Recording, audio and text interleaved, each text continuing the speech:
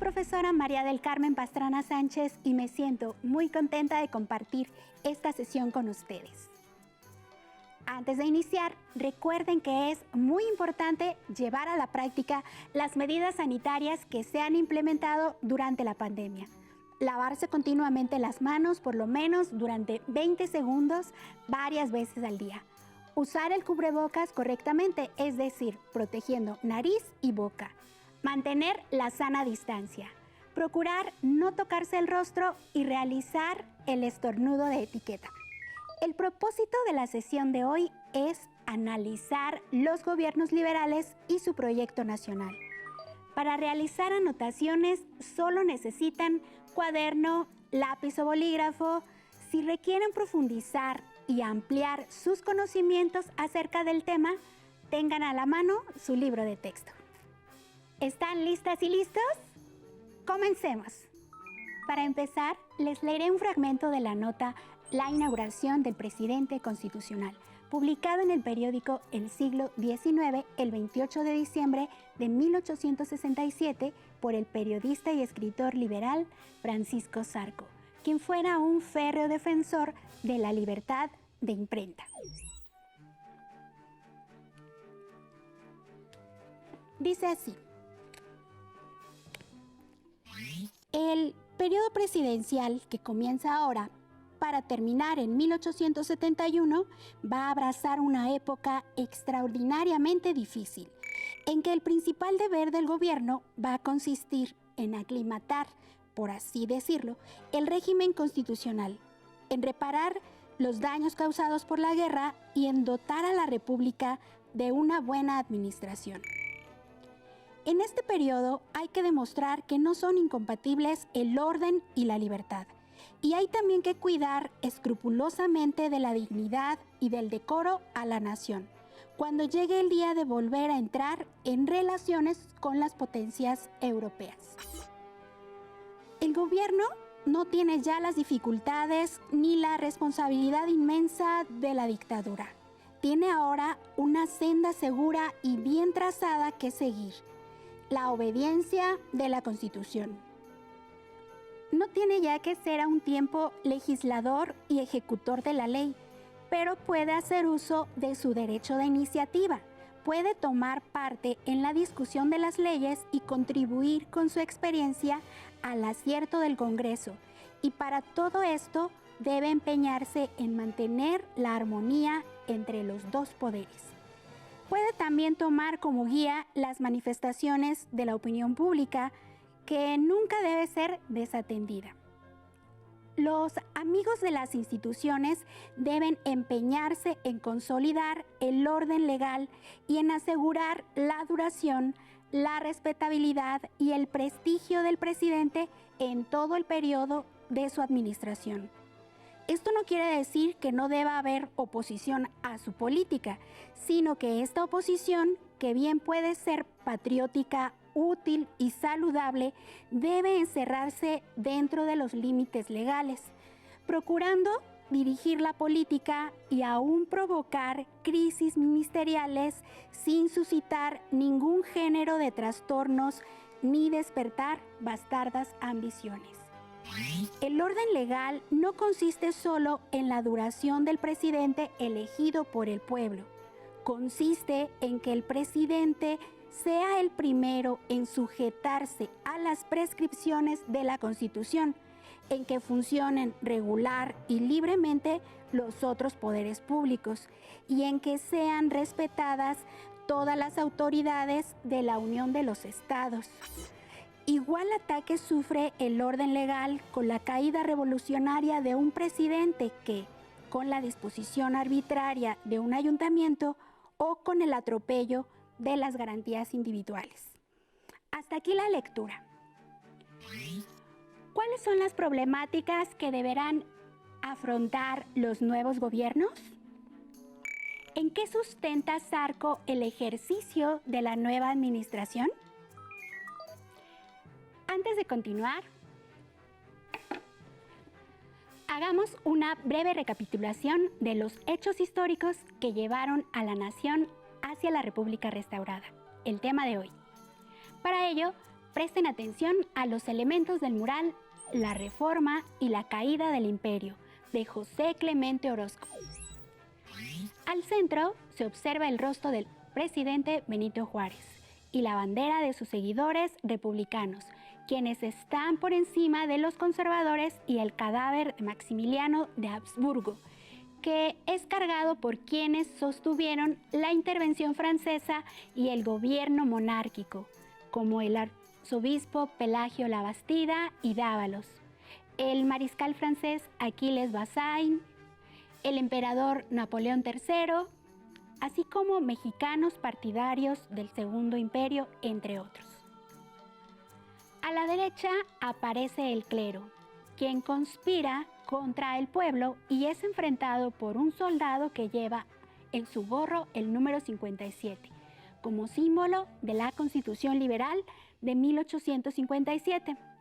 El guerrillero con la mano izquierda sostiene unas cadenas amarradas al cuerpo del eclesiástico, representado como un monstruo vencido por las leyes de reforma. ¿Qué cantidad de símbolos, no les parece? Como recordarán, al triunfo de la República sobre el imperio de Maximiliano, el presidente Juárez, acompañado por los miembros de su gabinete, hizo su entrada triunfal en la Ciudad de México el 15 de julio de 1867, donde emitió uno de sus célebres manifiestos. Mexicanos, encaminemos ahora todos nuestros esfuerzos a obtener y a consolidar los beneficios de la paz. Que el pueblo y el gobierno respeten los derechos de todos. Entre los individuos como entre las naciones, el respeto al derecho ajeno es la paz. Aquí podemos ver un mural sobre este suceso. Muy interesante, ¿verdad? ¿Pudieron identificar personajes como los chinacos o elementos fundamentales como la prensa? Para conocer más sobre este episodio y la obra artística que observamos, les invito a ver y escuchar el siguiente video. Desde luego tuve que seguir las instrucciones del que entonces era director del Museo Nacional de Historia, el historiador Antonio Arriaga Ochoa. Él decía que debería de ser, textualmente me lo dijo, esto debe ser como una lección de historia y todos van a obtener esa lección de historia que sea lo más concisa posible. La entrada triunfal de Juárez significa varias cosas. Primero es el triunfo definitivo del proyecto liberal. Es decir, a pesar de los conservadores, a pesar de la iglesia, a pesar del clero, a pesar de los intervencionistas, a pesar de un imperio fallido, al final el proyecto liberal de una república donde privara el principio de igualdad ante la ley es lo que triunfa. Entonces, creo que eso es algo digno de mencionar, sobre todo porque había costado 10 años de guerra. En segundo lugar, es el momento cumbre de Juárez. Un Juárez que para 1867 llevaba prácticamente 10 años en el poder, un poder muy distinto o en circunstancias difíciles, porque nunca había gobernado con un Congreso plenamente, había gobernado prácticamente con facultades extraordinarias y tuvo que hacer frente a toda la guerra.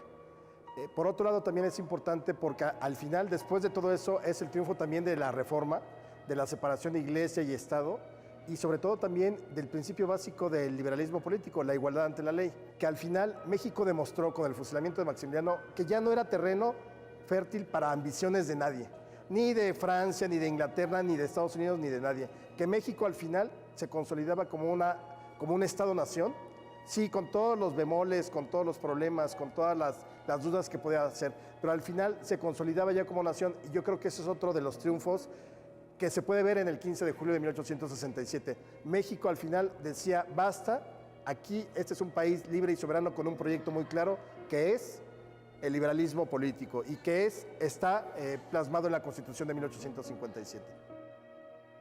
Yo pienso que una pintura, que una obra de arte debe ser ante todo eso, más que analizarla así de una manera muy intelectualizada. No es tan importante como simplemente el me gusta o no me gusta. Nunca he buscado yo la cuestión de reconocimiento ni nada de eso, pero los agradezco muchísimo. Por supuesto que los agradezco. Los días siguientes al arribo a la Ciudad de México, Juárez los consagró a dictar las medidas necesarias para la normalización del orden constitucional y el restablecimiento de las instituciones suspendidas por la intervención francesa y el imperio. Se promulgó un decreto convocando a elecciones para presidente de la República, los miembros de la Cámara de Diputados y la Suprema Corte de Justicia. En ese mismo acto se pretendía realizar un plebiscito para crear el Senado que daría mayor equilibrio a los tres poderes de la Unión. Esa y otras medidas que no prosperaron por la oposición que desataron entre las distintas facciones liberales. En las elecciones para el periodo presidencial de 1867-1871, que se realizaron en septiembre, Juárez logró alcanzar la victoria derrotando al general Porfirio Díaz, su más cercano contendiente. Finalmente, el 8 de diciembre de ese mismo año, el Congreso de la Unión reanudó sus sesiones, suspendidas en mayo de 1863. Los dos principales problemas que el gobierno de Juárez debía enfrentar eran la completa pacificación del país y el restablecimiento de la muy dañada economía mexicana. Como primera medida para asegurar la paz, el presidente promovió una política de reconciliación con los que habían participado en la intervención, formando parte de la administración o del ejército imperial. La confiscación de propiedades prevista por la ley fue cambiada por sanciones pecuniarias y las penas de prisión a las que algunos fueron condenados se conmutaron por penas menos severas y posteriormente, mediante una ley de amnistía, quienes habían perdido sus derechos ciudadanos pudieron recuperarlos. Profesionistas e intelectuales que en el pasado colaboraron con el gobierno imperial se reincorporaron paulatinamente a la vida cultural y política de México, realizando importantes contribuciones al derecho, la ciencia y el arte. El perdón para los que apoyaron a los franceses y a Maximiliano resultó ser una medida muy útil, pero la lucha contra la intervención francesa y el Segundo Imperio Mexicano postergó la atención de numerosos conflictos que tenían su origen en tiempos anteriores, como el problema de la tenencia de la tierra y los múltiples cacicazgos regionales. Por lo que en varios puntos del país surgieron levantamientos armados que defendían distintos reclamos. Además de lo anterior, como herencia de las luchas pasadas, en varias partes del país proliferaron gavillas de ladrones, salteadores, plagiarios, que volvieron ingobernables algunas regiones del país. Más allá del temor que infundían en las comunidades, representaban una seria amenaza para el gobierno que intentaba restaurar el orden. Para contenerlos, fue necesario decretar la suspensión de garantías en algunos puntos, crear cuerpos de rurales y se persiguió sistemáticamente a vagos y malvivientes. A partir de 1870 se establecieron numerosas asociaciones mutualistas de artesanos y obreros. La más destacada de ellas fue el Gran Círculo de Obreros de México, fundado en 1872. Debido al descontento por las condiciones laborales, se dieron algunas huelgas en la incipiente industria minera y textil.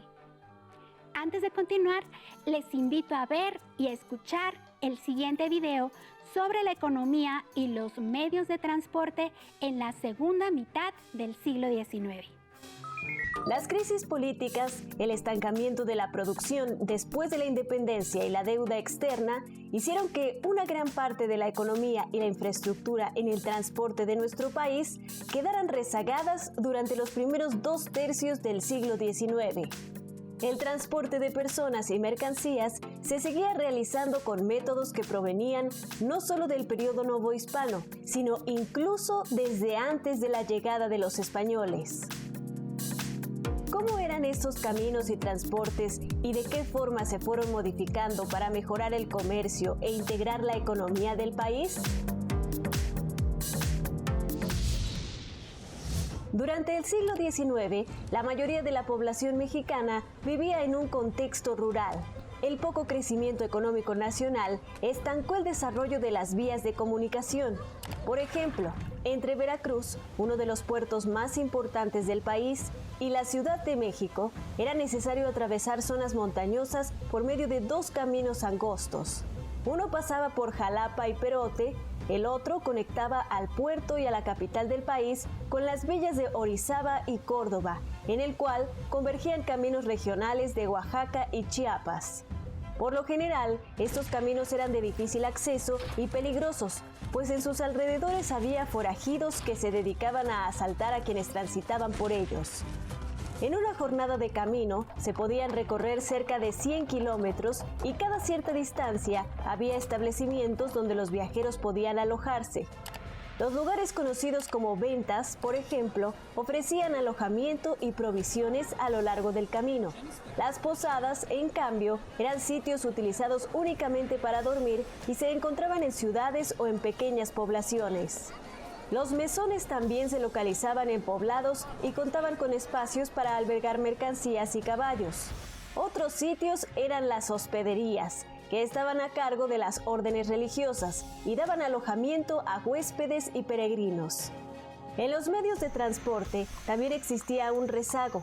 La gente se seguía moviendo a pie, en caravanas o acompañada de animales de carga, conocidas como recua de mulas. Las personas con mayor poder adquisitivo pagaban a cocheros para que las llevaran. Estos carros eran importados de Inglaterra y Estados Unidos, pero no eran utilizados para grandes cargamentos.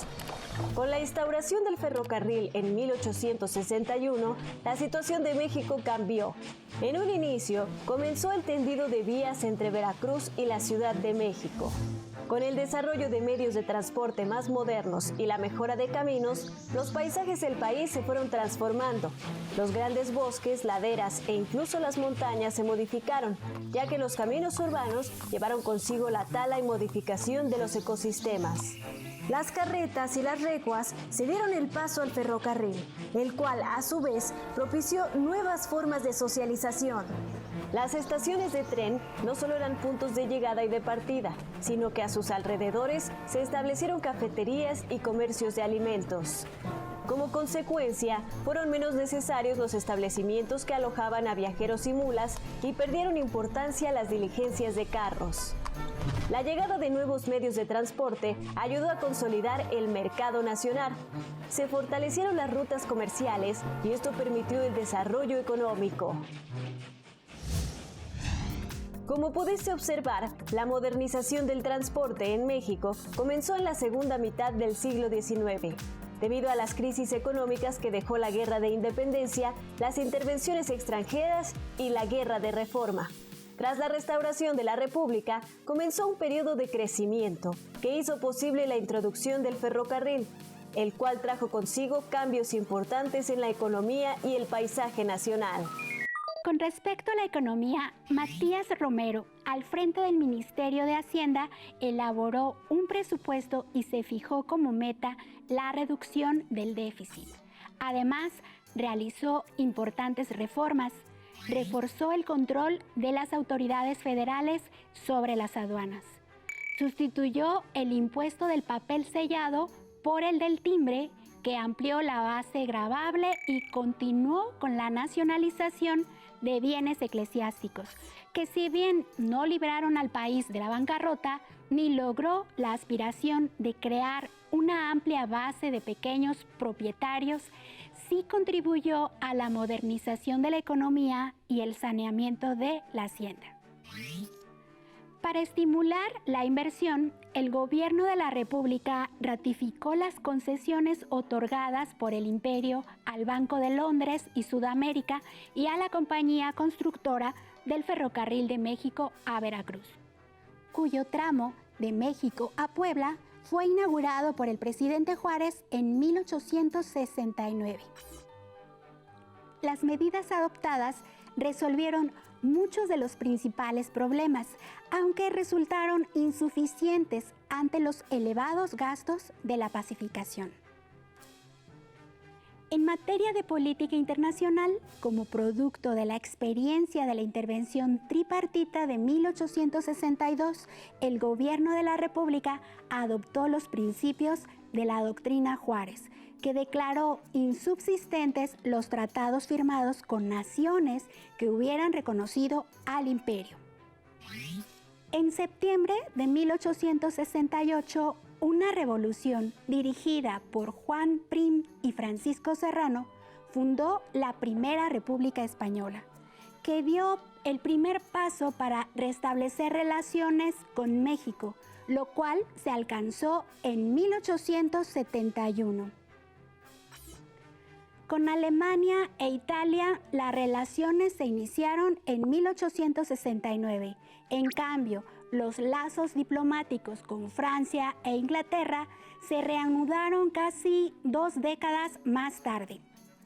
Con Estados Unidos de América, Juárez adoptó una política que permitió una relación respetuosa en la que México pudo obtener ventajas de la vecindad con uno de los países más ricos del mundo.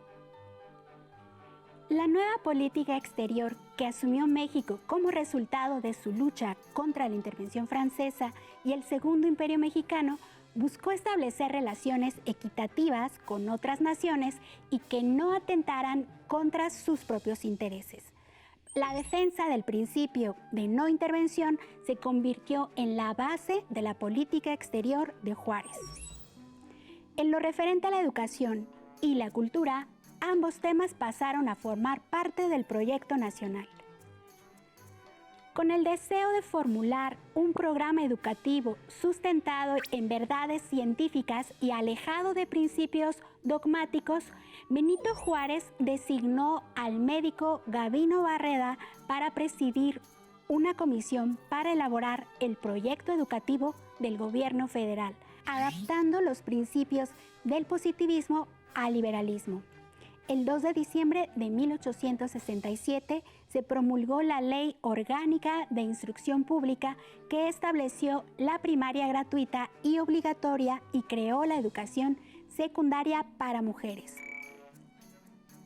La fundación de la Escuela Nacional Preparatoria, que abrió sus puertas al año siguiente, fue pieza fundamental para dar un sustento homogéneo a la educación profesional. La reforma de la ley en 1869 estableció el completo laicismo en la educación y además tuvo el objetivo de crear un número suficiente de escuelas primarias para niños y niñas. Todas estas reformas permitieron que en décadas más tarde, en 1910, se creara la Universidad Nacional de México. A partir de la reforma se cultivó menos el arte religioso y las bellas artes pudieron abordar nuevas temáticas con mayor libertad.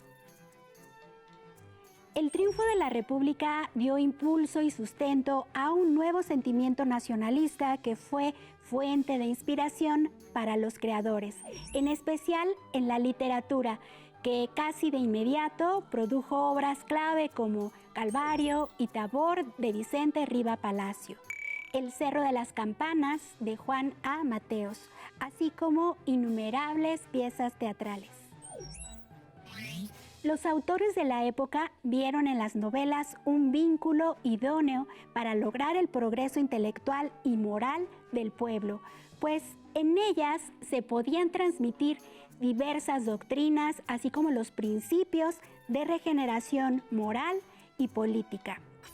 Influidos por el romanticismo, estaban convencidos que a través del culto a la historia y sus héroes se contribuía a la creación de una conciencia cívica.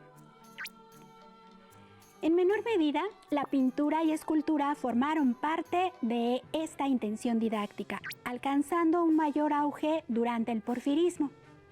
En 1871, Juárez decidió presentar nuevamente su candidatura, contendiendo contra Porfirio Díaz y Sebastián Lerdo de Tejada. Juárez obtuvo 5.837 votos, siendo declarado ganador de los comicios. Incapaces de aceptar la derrota electoral, Díaz y sus partidarios se sublevaron con el Plan de la Noria. El plan tuvo un apoyo limitado y finalmente fracasó. El 18 de julio de 1872, víctima de un padecimiento cardíaco, murió el presidente Benito Juárez. Sebastián Lerdo de Tejada fue electo presidente interino para el periodo 1872-1876, debido a que presidía la Suprema Corte de Justicia. Durante su mandato incorporó las leyes de reforma a la Constitución y separó del todo al Estado de la Iglesia. Continuó la construcción de vías férreas, terminando la conexión de Veracruz con el entonces Distrito Federal, y planeó su expansión hasta la frontera norte. Además, mantuvo activa la política juarista de desamortización de propiedades para convertir la gran propiedad comunal en parcelas privadas, lo cual provocó que creciera la tensión con varios grupos populares. En 1876 se postuló para un segundo periodo y ganó la elección. El hombre responsable de sucederlo sería José María Iglesias, presidente de la Suprema Corte de Justicia. Porfirio Díaz nuevamente desconoció el resultado mediante el plan de Tuxtepec e inició un movimiento armado. Ante la fuerza que cobró la revolución de Tuxtepec, Lerdo e Iglesias huyeron. A la caída de Lerdo, Díaz quedó como presidente de facto, es decir, la ley no respaldaba su cargo, pero de todos modos lo ejercía. Iniciaba así el porfiriato. Antes de concluir, les tengo un reto.